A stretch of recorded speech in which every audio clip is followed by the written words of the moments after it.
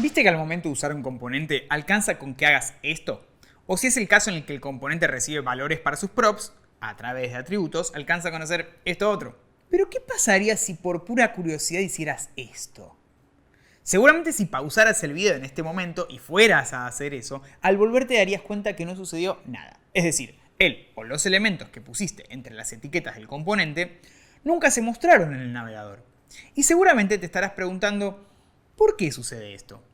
Para React, todo lo que sucede al momento de usar un componente debe ser especificado cuando se crea el mismo. Es decir, si vos sabés que el componente no solamente va a tener props, sino que adicionalmente va a tener contenido entre sus etiquetas, esto lo tenés que especificar. Y es aquí en donde entra el concepto de children. Children viene de la palabra en inglés, que en castellano significa hijos. Los children de un componente son todos aquellos elementos que son pasados entre sus etiquetas, no como props, sino como hijos del componente. Y para que vos puedas preparar al componente para recibir hijos, tenés que hacer uso nuevamente de las props. Todo componente dentro de este gran objeto literal, que son las props, tiene una propiedad particular llamada children, la cual traerá consigo todos los elementos que se hayan dispuesto entre las etiquetas del componente al momento en el que el mismo fue utilizado. Si pensás nuevamente en este componente, lo único que necesitas hacer dentro de la función que define el componente es esto. De esta manera le estás indicando al componente que puede llegar a recibir hijos y que si este fuera el caso, se prepare para imprimirlos ahí, donde vos lo especificaste. Algo importantísimo y que te recomiendo siempre tener en cuenta es que sea que pases un solo children o muchos, los mismos se van a imprimir en ese orden exacto en el que fueron dispuestos al ser enviados, ya que todos se mandan en la misma prop. Pero más allá de esto, tener acceso a esta prop de un componente hace que el mismo se convierta en algo recontra poderoso, ya que ahora no solo tenés un conjunto de props que son dinámicas, sino que a su vez el componente cuenta con la posibilidad de recibir tantos hijos como creas necesario. Como es usual, te invito a que ahora veamos algunos ejemplos en código para dejar mucho más en claro esto de los children. Empecemos el ejemplo pensando cuándo realmente necesitamos usar la propiedad children. Y bueno, la realidad es que el uso de la propiedad children aparece como necesario cuando la verdad es que no sabemos del todo qué va a tener nuestro componente. Si revisamos, por ejemplo, nuestro componente de película, sabemos que siempre va a tener un título, siempre va a tener un párrafo y luego el listado de géneros, y ya está. Pero si no sé qué va a tener y de repente mi código tiene muchos condicionales o cuestiones que compliquen la lectura, es que nos conviene este caso. Supongamos que vamos a hacer un nuevo componente y lo vamos a llamar contenedor de publicidad.js.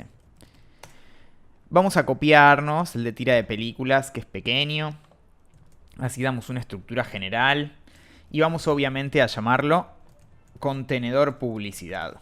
Publicidad. Vamos a decir que va a recibir las props.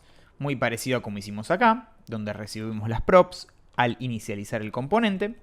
Y obviamente vamos a cambiar un poquito qué va a tener internamente. Al final de todo, vamos a exportar el mismo nombre que le habíamos puesto al componente. Y supongamos que yo sé que en este caso que una publicidad siempre va a empezar con una etiqueta de párrafo que va a decir inicio de espacio publicitario y va a terminar con un párrafo que va a decir fin de espacio publicitario.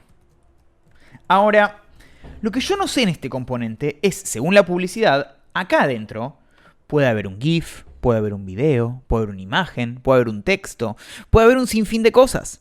Y la realidad es que yo no lo sé. Y este es un caso interesante para utilizar la prop children, porque la realidad es que no sé qué va a haber acá. Y en vez de volverme loco pensando en un montón de contenido y en condicionales y bla, yo justamente voy a decir, bueno, acá voy a utilizar la prop llamada children. ¿Cómo se usa del otro lado? Bueno, supongamos que en la aplicación vamos a importarnos, en este caso, el contenedor de publicidad from el archivo que acabamos de crear.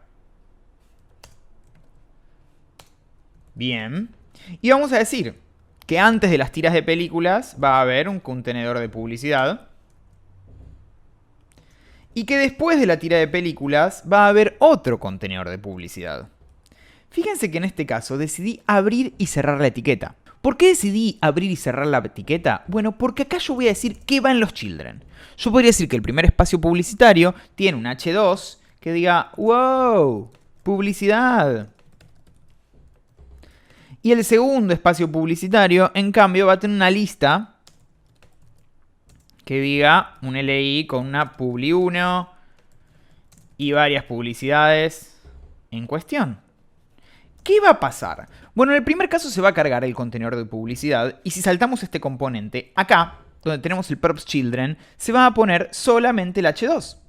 En cambio, en el segundo contenedor de publicidad, también se va a cargar este contenedor, pero acá en las props children va a visualizarse el UL. Esto hace que nuestro componente sea mucho más reutilizable, porque según lo que pongamos entre la etiqueta de apertura y de cierre, como vemos acá, el componente cambia radicalmente. Insisto, esto nos va a servir para el caso donde realmente no sabemos qué puede llegar a haber adentro y le queremos dar más flexibilidad a nuestro componente. Si visualizamos, nos encontramos un pequeño error. Vamos a ver dónde... la mayúscula y minúscula.